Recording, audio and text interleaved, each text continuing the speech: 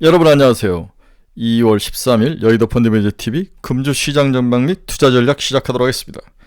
명절 잘 지내고 계십니까? 네, 마지막 연휴 항상 그 다음날 출근해야 될 게 싫죠. 네, 저도 이제 고향에 잘 다녀왔는데 오랜만에 가족들을 보고 술도 한잔 마시고 고스톱도 치고 재밌게 놀다 왔습니다. 네, 오랜만에 동생 네 식구하고 술도 마시고 지수씨랑 이야기도 하고 가족끼리 어머니 얼굴도 뵙고 참 좋았던 것 같은데 여러분들도 즐거운 그런 명절이 되시길 바랍니다. 이제 뭐 정신 차리고 내일 다시 전투에 나서야죠.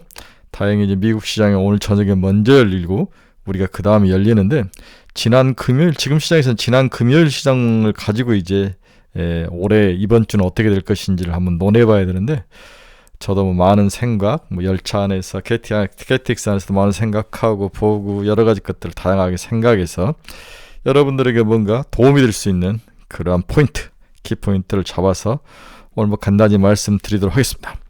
네, 금주 시장 전망 및 투자 전략.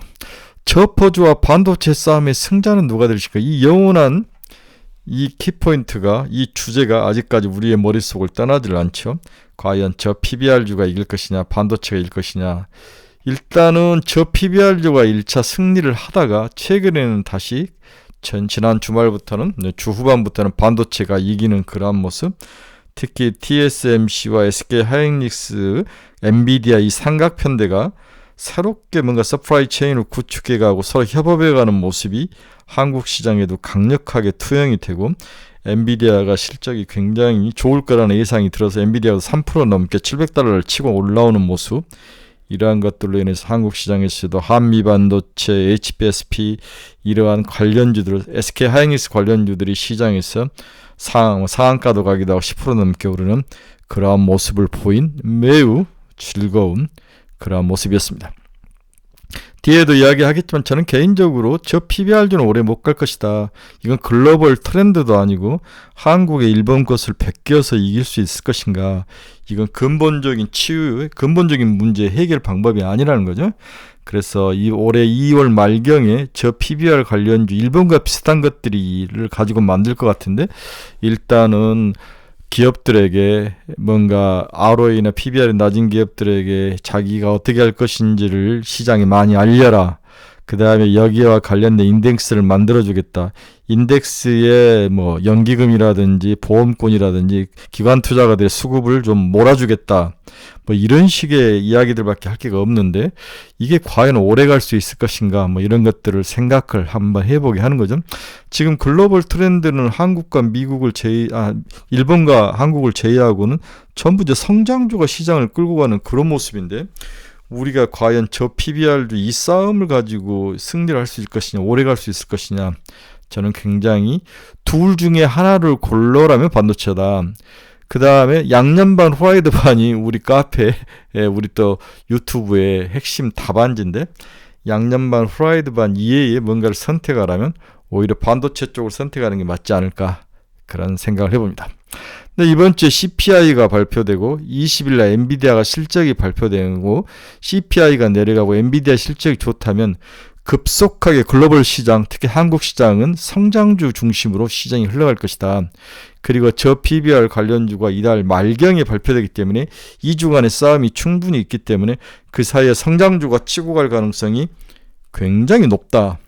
이것을 시기적으로 여러분들 머릿속에 꼭 담아 놓으시고 성장주로 몰아가는 싸움을 하셔야 될 것 같습니다. 자, 금주 시장 전망 및 투자 전략 간단히 시작해 보도록 하겠습니다. 구독, 좋아요 많이 눌러주십시오. 이게 이제 S&P 500 이제 그래프인데 5,000포인트를 넘어섰습니다. 5,026.61. 역사적인 순간이죠.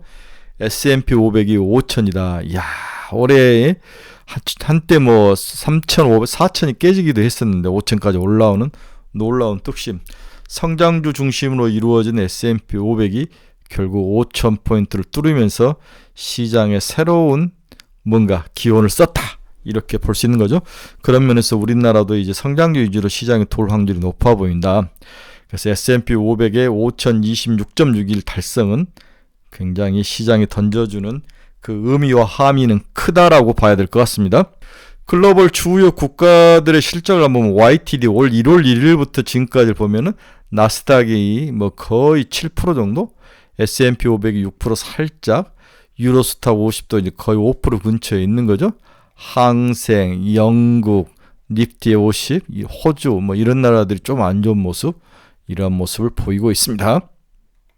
지난 금요일 끝난 금리 한번 봅시다. 미국 국채 2년짜리는 4.486, 0.2bp인가 거의 움직임이 없었죠.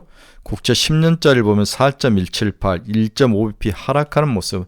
장기금리는 꾸준히 하락한다. 이게 3.9까지 빠질 수 있기를 강력히 좀 기도해봐야 되겠죠. 금리는 하락 트렌드를 상승하다가 살짝 이제 상단을 찍고 내려오는 그런 모습인데 박스권에 갇히는 모습이죠.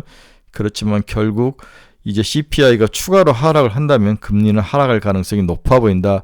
그렇다면 결국 성장주죠. 금리가 하락하는데 저 PBR주 살 필요가 있습니까? 물론 뭐 금리가 하락하기 때문에 배당을 많이 주는 저 PBR주가 매력은 있지만 이제 글로벌 시장에서 배당 때문에 주식 투자하는 사람은 그렇게 많지 않다. 시장 자체의 수급이 배당주 위주로 이루어지지 않았기 때문이죠. 금주 우리가 맞닥뜨릴 첫 번째 주제는 추가 상승이 가능한가? 이 질문이죠. 이 질문이 가장 중요하고 우리가 깊게 생각해 봐야 될 주요 첫 번째 토픽이 추가 상승은 가능한가? 이 부분을 가지고 이 주제를 가지고 잠깐 논해 보도록 하겠습니다. 지난 금요일, 토요일 아침에 끝난 미국 주식시장에서 우리를 충격에 빠뜨린 것은 ARM이죠. ARM 주가가 뭐 거의 48% 오르고 추가로 1.16%가 더 상승하며 77달러였던 게 115달러까지 상승하는 그러한 모습을 보였다. 결국 미래 가이던스, 향후의 실적 가이던스를 높이면서 주가가 치고 올라갔는데 ARM은 뭐냐? 반도체 설계 자산을 파는 건데 우리 삼성전자도 반도체 핸드폰 하나 팔 때마다 ARM에 9달러인가 8달러인가 주는 거 같은데 거기에 설계를 빌려와서 설계를 했다는 거죠. 저전력 설계, 그렇죠. 저발열, 로우 LPDDR, Low Power DDR을 설계하는데 ARM이 핵심이다. 갈수록 ARM의 파워는 세질 것이다. 그래서 지금 시총이 110조, 120조 정도 하는데 저는 개인적으로 300조까지 본다. 추가로 더 사서 200달러까지는 가지고 가자. 이렇게 여러분들에게 이야기를 하는 거죠. 따라서 자녀들의 뭔가 미래 저축 그리고 노후 저축을 하고 싶으신 분들은 ARM, AMD, 인텔 뭐 이런 종목들을 사서 묻어놓고 5년, 10년 기다리는 방법에는 없다. 주식으로 저축하자. 미국 주식으로 저축해야죠. 한국에서는 이런 종목은 없습니다. 또한 지난 주말 끝난 미국 주식시장에서 엔비디아는 3.58%나 상승하며 721.34달러. 네. 아마 20일날 실적이 좋으면 이익 실현 물량이 나오지 않을까 그런 생각도 하는데 이익 실현 물량은 일시적이고 추가로 상승할 가능성도 염두에 두고 일단 20일까지 시간이 좀 있으니까 지속적으로 가져가야 될 것 같아요. 제 생각 같으면은 20일날 실적이 아주 좋고 가이던스도 좋다면 한 30% 정도는 팔고 이익 실현하고 나머지 70%로 이제 900달러를 봐야 되는 거죠. 이처럼 미국 시장은 저 PBR주가 아니라 성장주 중에서도 시장을 먹여 살리고 아주 강한 상승 모멘텀을 가지고 있는 AI, GPU, 다음에 뭐 생성 AI 이런 관련된 이러한 HBM 이런 관련된 이러한 종목들이 시장에서 실적 플러스 미래의 성장력 그리고 뭔가 변화 이 세 가지를 함께 가지고 올라가는데 저 PBR주에 우리 눈이 돌아가는 게 맞는 걸까? 이 부분에 대해서 의문스럽다는 거죠. 따라서 엔비디아 21일 실적 발표 예정. 우리나라 시간으로 21일이죠. 모건 스탠리는 엔비디아 목표 주가를 603달러에서 750달러로 높여 잡았다. 13일에 1월 소비자 물가지수 CPI가 발표가 된다. 미국 시간으로 13일이니까 우리나라 시간은 14일 새벽이 되겠죠. 엔비디아 목표 주가가 상승했다. 이번 주 뉴욕 증시에서 최근 강세장이 이어질지 주목 중이다. 지난주 S&P 500 지수는 9일 사상 처음으로 5천선을 돌파했다. 기술주 중심인 낙스다크 지수는 지난주 장중 한때 16,000선을 넘어서기도 했다. 뉴욕 증시의 강세는 견고한 미국의 기업 실적과 강한 미국 경제에 따른 그러한 모습을 반영한 것이다. 이걸로 풀이된다. 팩셋에 의하면 S&P 500 지수에 상장된 기업 중 67%가량의 기업이 회계연도 2023년 4분기 실적을 발표했는데 이 중 75%의 기업이 예상치를 웃도는 주당 순이익 EPS를 보고했다. 어닝 서프라이즈가 강하게 나타났다는 거죠. 이게 현재 미국 주식 상승의 핵심 키워드라고 볼 수 있습니다. 이러한 어닝 서프라이즈의 수준은 지난 10년간 평균치인 74%보다 높은 수준이다. 인공지능 AI 분야에도 훈풍이 이어지고 있다. 지난 금요일 엔비디아는 3.6% 상승한 721달러, 알파벳은 2% 상승한 149달러. 특히 엔비디아는 21일 4분기 실적 발표를 앞두고 있죠. 엔비디아의 목표 주가가 상승을 하고 있다. 모건 스탠리, 골만삭스 등 골만삭스는 800달러까지 목표 수익률을 상승해 올리고 있습니다. 두 번째, 이번 주에 가장 우리가 중시해야 될 것은 CPI와 경제지표 발표죠. 13일에는 1월 CPI와 도매물가 PPI가 공개될 예정이다. 미국 노동부가 발표한 CPI는 연간 조정 보고서에 따르면 12월 CPI가 전월비 0.2% 상승한 것 조정이 됐죠. 0.3% 상승해서 0.2%로 상승력이 좀 줄면서 추가적인 좋은 모습을 보여서 하향 조정됐다. 지난해 말 미국의 인플레이션이 당초 알려진 것보다 더 둔화되고 있다는 것을 보여주고 있는 거죠. 15일에는 1월 소매 판매 지수가 발표될 예정이다. 월스트리트 저널에 따르면 전문가들은 1월 소매 판매가 전월보다 0.2% 감소했을 것으로 전망이 되고 있다. 이에도 미시간대가 집계하는 소비자 심리 지수가 또한 15일 공개가 예정이 돼 있습니다. 그래서 20일 엔비디아 실적 발표, 13일 CPI, 15일 소매 판매, 이러한 중요한 경제 지표들이 모두 주식시장에서 골디락스를 의미하는 쪽으로 나타날 가능성, 그렇다면 시장은 지속적으로 상승할 가능성이 우리가 배팅을 하고 지금 시장에서 물러날 필요는 없다. 세 번째, 지난 금요일 날 우리 주식시장이 끝난 목요일이었죠. 한국 주식시장에서 반도체 업종이 강세를 보이면서 끝이 났다. S&P 500이 신고가를 경신하며 5천선을 도달하기 직전인 가운데 전주 아시아 주식시장 역시 이에 연동하는 동반 강세의 모습이 나타났습니다. 1월 31일 이후 7거래일 연속 순매수 중인 외국인 자금은 장중 휴장을 앞두고 둔화된 양상을 보였다. 그러나 종가 무렵에서 대규모 순매수가 이루어지면서 현물 시장에서 4,053억, 선물 시장에서 6,376계약의 매수가 들어오면서 목요일 장막판 한국 시장을 끌고 올라갔다는 거죠.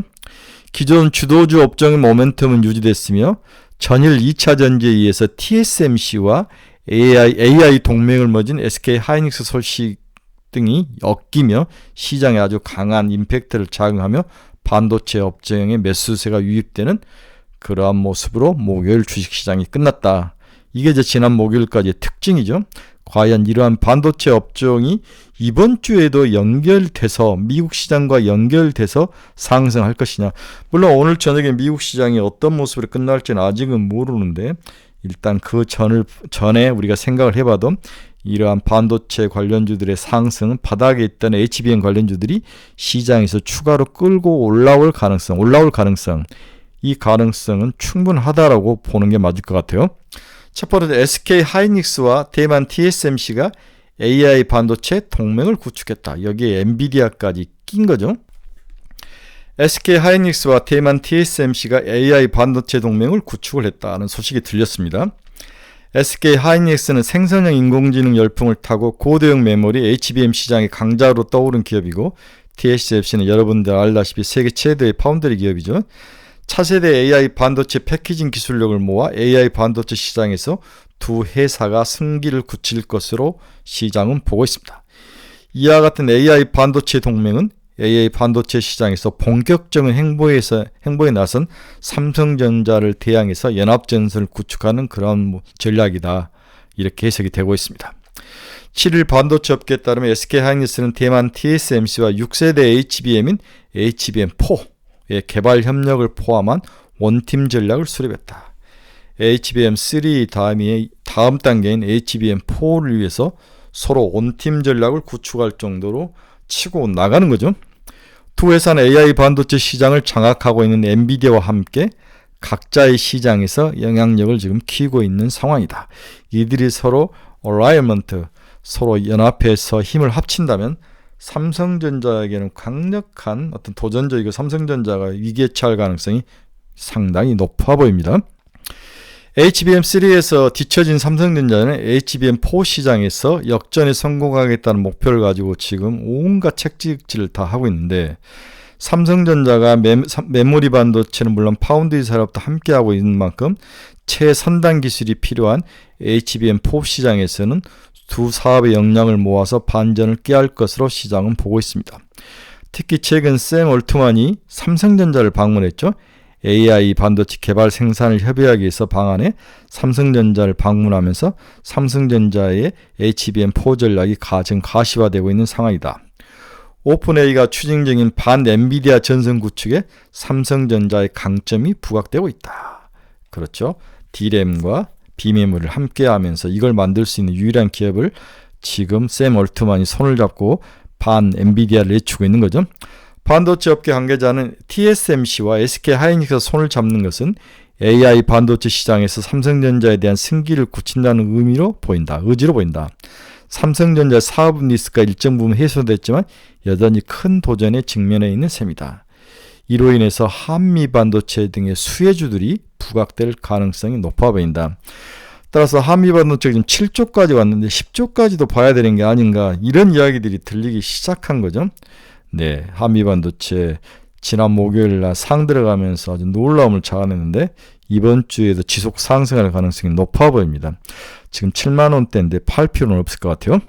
이 부분이 굉장히 중요한 얘기인데, 향후 SK하이닉스가 미국 인디아나의 팹을 통해서 HBM 중심으로 패키징 및 생산을 담당하고, TSMC는 애리조나의 팹을 해서 GPU를 포함한 코어스 패키징 공정을 한 뒤 미국 하이퍼스케일 업체들에게 공급할 그런 계획을 가지고 있는 거죠. Made in USA, AI 칩을 확보하겠다는 미국 행정부의 의지에 따라서 HBM 관련주들의 수주 모멘텀이 매우 클 것으로 보고 있다.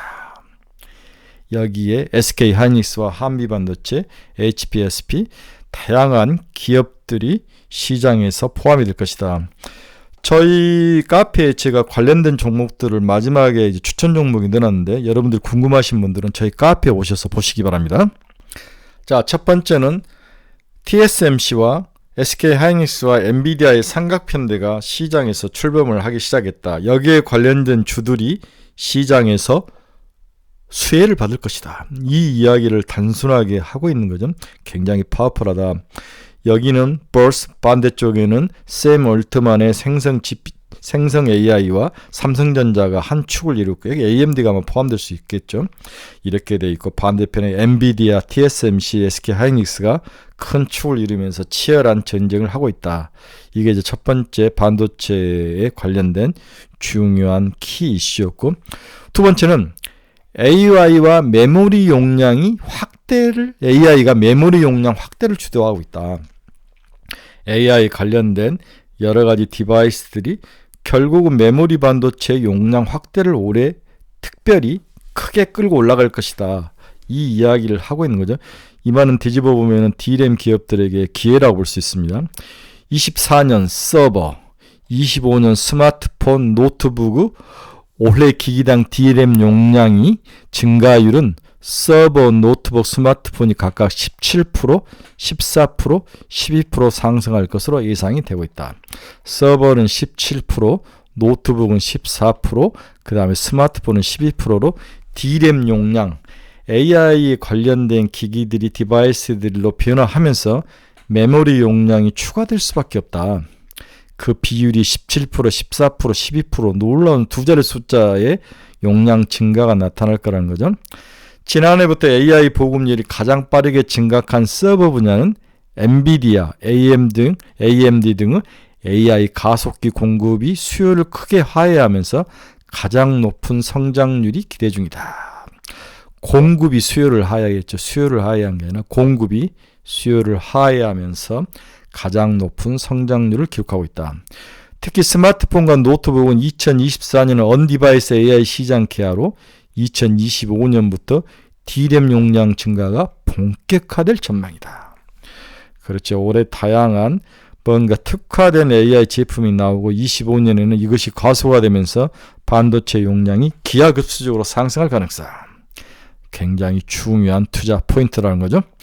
이론에서 2024년 D램 공급이 부족이 나타나고 있다. D램은 4% 정도 올해 부족할 것 같고 랜드는 6% 정도 공급이 부족, 물량이 딸릴 거라는 거죠. 물량이 딸리면 뭐가 오릅니까? B가 오르죠. 당연히 가격이 오를 수밖에 없다. 지금 사서 가져가야 될 시기라고 이야기를 하고 있는 거죠. 올해 삼성전자, SK하이닉스 D램 비트 출하량은 각각 17%와 16%로 예상되고 있고 랜드 출하량은 18%와 16% 상승할 것으로 전망되어 D램 수요는 공급을 4% 이상 초과하고 랜드 수요도 공급을 6% 이상 상회할 것으로 추정이 되고 있다. D램과 랜드 모두 수요가 공급을 이긴다는 거죠. 이는 언디바이스 AI 확산에 따라서 메모리 수율이 2배 증가하고 올해는 스마트폰, PC 수요가 각각 4%, 5%, YY로 증가할 것으로 전망이 되고 있기 때문이다. 따라서 D램의 올해 성장률을 중심으로 해서 2분기부터는 발진을 하고 내년에는 아주 큰 피크를 칠 확률이 높기 때문에 여전히 D램 관련주 종목들은 팔지 말고 가지고 와야 된다고 봐야 될 것 같아요. D램의 새로운 어떤 사이클이 들어왔다. 이미 사이클이 이제 이 정도까지 온 거죠. 바닥을 치고 23년, 24년, 25년에는 피크를 칠 것이다. 이렇게 봐야 될 것 같습니다. 네 번째로 2024년에서 25년 클라우드에서 언디바이스 AI로 급속히 확산이 가속화되는 그러한 연도가 될 것이다. 클라우드에서 언디바이스로 2024년에서 25년 생성 AI는 언디바이스 AI를 통해 급속히 확산될 전망이다. 이건 뭐 도저히 말하지 않아도 다 알 수 있는 거죠. 이는 클라우드 연결 없이 구현되는 언디바이스 AI는 클라우드 대비 성능은 떨어지지만 개별 기구에서 맞춤형 데이터 제공이 가능하고 보안 강화에 유리해 AI 보편화의 결정적 계기가 될 것으로 예상되기 때문이다. 향후 AI 반도체 시장은 고성능 저전력 메모리 탑재와 주문용 반도체 ASIC이라고 하는데 NPU 개발 중요성이 더욱 커질 전망이다. 따라서 2024년, 25년부터 메모리 삼성전자와 SK하이닉스, 팹리스는 니벨리온과 디벡스, 디자인하우스는 가온치스와 세미파이브 등 AI 반도체 관련 업체들의 주가가 추가 상승될 것으로 전망이 되고 있다. 그래서 올해 삼성전자 전체 영업이익은 32.5조, 약 매출액이 350조, 그래서 영업이익은 32조, SK하이닉스는 10.4조, 그렇죠? 2030년 AI 반도체 시장 7년 만에 3배로 증가할 것이다. 네, 340억 달러에서 980억 달러로 AI 시장이 2030년에 증가한다면 2024년, 25년에 피크를 칠 것이다. 이렇게 봐야 될 것 같습니다. 따라서 지금 팔 때가 아니죠. 사서 모아서 견뎌야 될 시간이라는 거죠. 늦지 않았습니다. 그럼 우리는 저 PBR주와 반도체의 치열한 싸움이 지속될 것이냐 아니면 서로 둘 다 올라가는 공전의 모습이 나타날 것이냐, 이 부분도 굉장히 우리가 중시해야 될 중요한 투자 전략 중에 핵심 키포인트죠. 네, 지난주까지는 일단은 두 섹터가 공전해 가는 것이 맞다, 이런 모습을 보였는데 이번 주부터 살짝 달라질 가능성이 높아 보입니다. 미국 주식시장인 지속적 성장주 위주로 주가가 상승한 배경에는 금리 인하라는 커다란 호재가 뒷받침을 해주고 있는 것으로 파악되고 있다. 물론 금리 인하 횟수나 시기에서 시장의 기회를 저버리는 모습은 나타났으나 이미 이것은 시장에 충분히 선반영이 됐으며 오히려 경제가 강하다는 포인트의 방점을 찍으면서 주가가 올라가 버렸죠. 언젠가는 내릴 것이다. 올해는 3번 정도는 내릴 것이다 라는 가정이 이제 서서히 긍정적으로 반응할 가능성이 높아 보입니다. 여기에 실적 상승과 경기 침체의 낮은 수준이 엮이면서 전형적인 골디락스를 이루고 있어 추가 상승이 누구를 중심으로? 성장주를 중심으로 나타날 가능성이 높아 보인다. 저 PBR주가 아니라는 거죠. 또한 저 PBR주는 글로벌 트렌드도 아니며 미국의 트렌드도 아니라는 거죠. 비록 일본의 정책이지만 이걸 그대로 추정하는 것은 성장주 위주의 경제 구조를 가지고 한국 시장은 맞지 않는다는 평가가 우세하다는 거죠. 이번 주 CPI 지수가 하락하고 엔비디아 실적이 서프라이즈를 넘어선다면 시장은 다시 급속히 성장주 위주로 재편될 가능성이 높아 보인다. 성장주가 이길 가능성이 높아 보인다고 봐야 될 것 같아요. 최근 또 우리가 성장주가 유리할 거라고 보는 가장 큰 이유 중에 하나가 한국과 중국이 디커플링이 나타나기 시작했다는 거죠. 네. 그동안 중국과 한국이 커플링을 이루고 미국과 디커플링의 모습을 나타냈는데 이제는 중국과 디커플링이 나타나고 미국과 커플링의 모습으로 나타난다. 그 핵심에는 뭐냐? 성장주가 있다는 거죠. 성장주. 주목할 것은 그동안 국내를 제외하고 여타 신흥국으로 유입된 탈중국 자금이 국내를 잠깐 벗어났던 탈중국 자금이 최근 국내로 유입되는 모습을 보여주고 있다. 굉장히 중요한 이야기죠. 중국에서 나온 돈이 한국으로 들어오고 있다. 참고로 2월 5일까지 3영업일 동안 국내 거래소 시장에서 외국인 순매수 규모는 3조 1,590억으로 1월 순매수 전체 규모는 3조 4,828억 수준에 육박할 정도로 3영업일 동안 3조 원의 돈이 들어왔던, 한 달 내내 들어왔던 돈을 3일 동안 돈이 들어오고 있는 이 상황을 우리가 이해를 하셔야 됩니다. 국내 경기가 강한 반등세를 보이지 못하고 있지만 반도체를 중심으로 수출 사이클이 개선되는 조짐이 보이고 공교롭게 기업 밸류 프로그램이 맞아떨어지면서 외국인의 국내 주식이 확대된 것으로 판단이 되고 있다. 외국인이 지금 최근에 들어와서 가장 많이 산 게 삼성전자. 요약하면 중국 리스크 그늘에서 벗어나지 못하는 국내 증시가 마침내 중국과 차별화되기 시작했고 탈중국 자금이 국내 증시로 유입되는 현상은 일단 시장이 긍정적이라고 봐야 될 것이다. 다만 중국 경기와 증시 불안이 장기화될 경우 국내 증시와 차별화 현상이 다시 약화될 수 있으면 우리가 경계를 해야 되지만 일단 긍정적으로 서로 세퍼레이션 되고 그 돈이 한국 시장에 들어와서 주로 성장주 쪽을 많이 노릴 가능성도 있어 보인다. 이렇게 봐야 될 것 같습니다. 하이증권의 박상현 연구위원이 만든 자료에서 붙여왔는데 중국 증시와 차별되기 시작한 국내 증시, 중국 선전종합지수는 빠지고 한국은 오르는 그러한 모습. 그 다음에 바이든 대통령 지지율을 앞서고 있는 트럼프 대통령 지지율 중이 빨간 게 트럼프죠. 네, 트럼프 노이즈가 중국 증시의 악재이자 변동성을 높이기 시작했다. 네. 어느 분들은 결국은 트럼프가 이길 것이다 보는 분도 있어요. 네, 한번 가봐야 아는데 스윙 스테이트 6개를 어떻게 누가 잡아먹느냐에 따라 싸움인데 네, 제가 봤을 때는 추가로 지금 트럼프가 올라가지 않고 살짝 빠지는 모습, 더 이상 올라가지 않는 모습을 보면 바이든이 또 따라서 한 1, 2% 차로 이길 수도 있다는 생각도 하게 됩니다. 가봐야 알 것 같아요. 좌우간 지금은 트럼프의 강력한 우세가 중국 시장의 노이즈를 키우면서 거기서 빠져나온 돈이 우리나라에 들어오지 않고 인도나 일본으로 갔다가 최근에는 한국으로 들어왔는데 거기에 기본은 밸류 프로그램에 대한 것도 있고 한국이 반도체를 중심으로 한 수출이 증가하면서 미래 성장력에 대해서 외국인의 기대감이 커지는 모습, 이 두 가지가 섞여 있다. 지금까지는 밸류 프로그램 때문에 돈이 들어오는 모습이 강했지만 시간이 지날수록 미국 자체에서 성장주와 빅테크주들이 강하기 때문에 한국도 성장주와 빅테크주 중심으로 주가가 상승할 가능성이 높아 보인다. 이렇게 추론을 해야 될 것 같아요. 그래서 중국 증시 불안에도 외국인의 국내 주식 순매수 규모가 급격하게 돈이 들어오고 있다. 확대 중이라는 것을 우리가 볼 수 있습니다.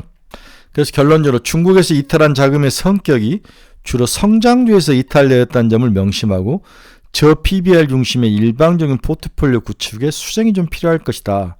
이번 주는 성장주가 이길 가능성이 높아 보인다라 여러분들에게 말씀드리고 싶네요. 이게 이번 주 캘린더인데 한번 쭉 보시기 바랍니다. 13일날 CPI가 발표되죠. 네, 15일날 1월 소매 판매, 그 다음에 16일 금요일날 PPI 발표가 되고 있습니다. 이것보다 더 중요한 게 우리가 뭘 사야 될 것이냐, 밸류업과 코스닥의 동행이 과연 성공할 거냐. 여기서는 동행이라는 단어를 썼는데 여전히 관심주는 한미반도체, 이오테크닉스, DIT, HBSB, 이스페타시스, 인텍플러스, 테크잉 이런 종목들을 봐야 된다. 이렇게 말씀을 드리고 싶습니다. 이번 주 증시를 다시 보면 설 연휴 끝나고 그렇게 나쁠 것 같지 않다. 물론 내일 아침에 끝날 미국 주시장을 봐야 되지만 현재 상황으로는 국내 증시가 상당히 성장주 중심으로 올라갈 가능성이 높아 보인다. 반도체, HBM, AI 이렇게 포트폴리오를 짜는 게 맞다. 다양한 종목, 추천 종목들은 제가 제 카페에 올려놨으니까 관심 있으신 분들은 제 카페 이 주소 치고 들어오시기 바랍니다. 유료입니다. 여러분 중에서 투자의 방향성을 잃어버리신 분들 저희 카페로 오십시오. 그리고 가지고 있는 종목에 상담이 필요하신 분도 저희 카페로 오시기 바랍니다. 매일매일 관심 종목도 올려놨으니까 들어오셔서 한번 보시기 바랍니다. 네, 가성비가 좋은 카페니까 많이 사랑해 주시기 바랍니다. 네, 여러분 오늘은 간단하게 좀 봤습니다. 네, 내일 새벽에 끝날 미국 시장을 보고 아침에 더 한번 간단하게 또 코멘트를 해드리도록 하겠습니다. 네, 연휴 마지막 날 저녁입니다. 오후입니다. 여러분들 편히 좀 쉬시고 내일부터 시작되는 새로운 한 주 우리가 또 즐거운 마음으로 돈을 또 세뱃돈을 줬으니까 또 그 돈 벌어야죠. 네, 즐겁고 멋진 연휴 마지막 날 되시기 바랍니다. 여러분 감사합니다. 내일 새벽에 뵙도록 하겠습니다.